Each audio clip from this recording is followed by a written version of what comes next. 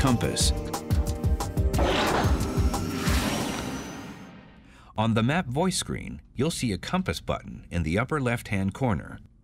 The compass button allows you to view the map screen in either north-up or heading-up mode.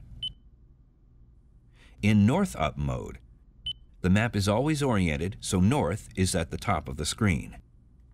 In heading-up mode, it projects a bird's-eye view of where you're heading with the direction your vehicle is pointing, always facing the top of the screen.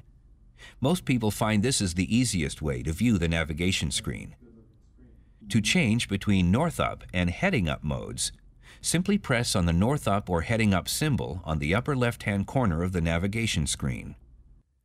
The north-up symbol has a small N above the point of the compass, and the heading-up symbol has the heading-up pointer only.